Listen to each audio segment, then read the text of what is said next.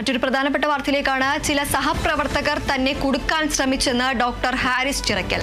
സഹപ്രവർത്തകരെ ജയിലിലാക്കാനും മരണത്തിലേക്ക് എത്തിക്കാൻ വരെയും ശ്രമം നടന്നെന്ന് ഹാരിസ്. അവർക്ക് കാലം മാപ്പ് നൽകട്ടെ എന്നും ഡോക്ടർ ഹാരിസ് പറഞ്ഞു. എൻ്റെ പ്രശ്നങ്ങൾ എന്നെ പോലെ മനസ്സിലാക്കേണ്ട എൻ്റെ അതേ ഉത്തരവാദിത്തങ്ങൾ ഉള്ളവർ തന്നെ എനിക്കല്ല ആ ഡിപ്പാർട്ട്മെൻറ്റ് ഉത്തരവാദിത്തം. ആ ഡിപ്പാർട്ട്മെൻറ്റ് ഉത്തരവാദിത്തം അത് കളക്റ്റീവ് റെസ്പോൺസിബിലിറ്റിയാണ്. സ്ഥാപനത്തിൻ്റെ എല്ലാ മേലധികാരികളുള്ള ഉത്തരവാദിത്തങ്ങളാണ്. അപ്പോൾ ഞാനത് പറയേണ്ടി വന്നതും അവർക്ക് വേണ്ടിയും കൂടാണ് പറഞ്ഞത്. പക്ഷെ അവരാ സെൻസിലെടുക്കാതെ എന്നെ ശത്രുവായിട്ട് കാണുന്നതാണ് എനിക്ക് ബുദ്ധിമുട്ടുണ്ടാകുന്നത്. അതാണ് എൻ്റെ കൂടുതൽ വിഷമമുണ്ടാക്കുന്നത്.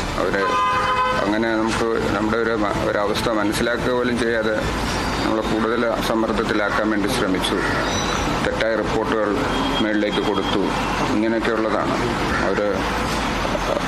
അങ്ങനെ ചെയ്യാൻ പാടില്ലായിരുന്നു. അവർക്കത് അല്ലാതെ തന്നെ അത് പരിശോധിച്ച് ശരിയായി പരിശോധിച്ച് അതിൻ്റെ വിശദീകരണം കേട്ട് കാര്യങ്ങൾ മനസ്സിലാക്കിയതിന് ശേഷം തെറ്റുള്ള നടപടി എടുത്തോട്ടെ. വാർത്തയുടെ കൂടുതൽ വിവരങ്ങളുമായി ഡി ബിനോയ് ചേരുന്നു. ബിനോയ്, സഹപ്രവർത്തകർ തന്നെ കുടുക്കാൻ ശ്രമിച്ചെന്നും അതുപോലെ തന്നെ മരണത്തിലേക്ക് വരെ എത്തിക്കാൻ ശ്രമം നടന്നുവെന്നുമാണ് ഹാരിസ് പറയുന്നത്. അതുപോലെ തന്നെ ഈ ഒരു ഗ്രൂപ്പിൽ നിന്നും DMEനെയും പ്രിൻസിപ്പലിനെ അടക്കം ഒഴിവാക്കുന്ന ഒരു സാഹചര്യമുണ്ട്. കൂടുതൽ വിശദാംശങ്ങൾ എന്തൊക്കെയാണ്?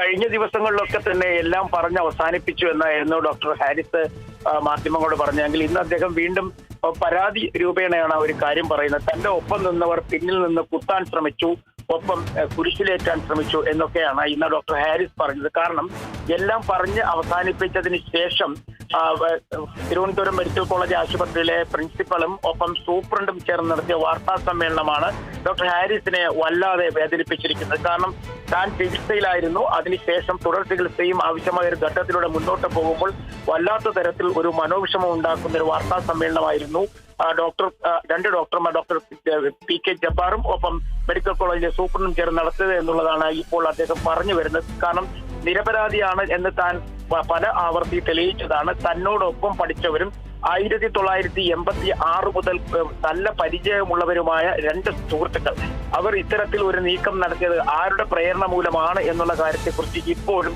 ഒരു വ്യക്തതയുമില്ല. മോഷണോസ്കോപ്പ് എന്ന് പറയുന്ന ഉപകരണത്തെ കുറിച്ച് എല്ലാവർക്കും അറിയാവുന്നതാണ്. അതിന് തലേ ദിവസം വരെ ആ ഉപകരണം കണ്ടവരുമുണ്ട്.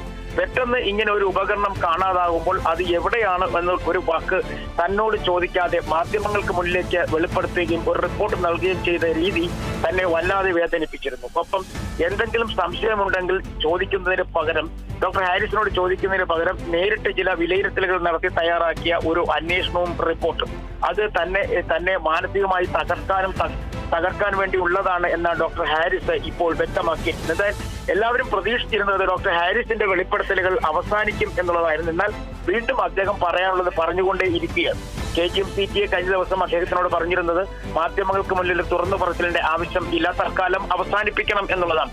അത്തരം വിലക്കുകളൊക്കെ ലംഘിച്ചുകൊണ്ട് ഇന്ന് ഡോക്ടർ ഹാരിസ് അദ്ദേഹത്തിന്റെ മാനസികമായ വിഷമം മാധ്യമങ്ങൾക്ക് മുന്നിൽ തുറന്നു പറയുകയായിരുന്നു എന്ന് വേണമെങ്കിൽ നമുക്ക് കരുതാം. അത്തരത്തിലൊരു നീക്കം ഡോക്ടർ ഹാരിസിന്റെ ഭാഗത്തുണ്ടായി എന്നുള്ളത് വളരെ ശ്രദ്ധേയമായ കാര്യമാണ്. കാരണം ഇതുവരെ അദ്ദേഹം സർക്കാരിനെയോ അല്ലെങ്കിൽ ആരോഗ്യ വകുപ്പിനെയോ അദ്ദേഹം തെറ്റുകാരാണെന്ന് പറഞ്ഞിട്ടില്ല. പകരം ഈ സംവിധാനങ്ങൾ നടപ്പിലാക്കേണ്ട ബ്യൂറോക്രാറ്റുകൾ അല്ലെങ്കിൽ ഉദ്യോഗസ്ഥരുടെ ഭാഗത്തുണ്ടാകുന്ന വീഴ്ചകൾ അത് ചൂണ്ടിക്കാട്ടി മുന്നോട്ട് പോവുകയായിരുന്നു. താൻ പറഞ്ഞത് തനിക്ക് വേണ്ടി മാത്രമല്ല, തന്നോടൊപ്പം ഉണ്ടായിരുന്ന മറ്റുള്ള ആളുകൾക്ക് കൂടി വേണ്ടിയാണ് ഇത്തരം ഒരു വാദം ഉന്നയിച്ചത്. അതായത് ഈ ശസ്ത്രക്രിയാ ഉപകരണങ്ങളുടെ അപര്യാപ്തതയും അത് കിട്ടാനുള്ള കുറവും ഒക്കെ കാണിച്ചുകൊണ്ടാണ് അദ്ദേഹം വാർത്താ സമ്മേളനങ്ങൾ തുടങ്ങിയത് തന്നെ.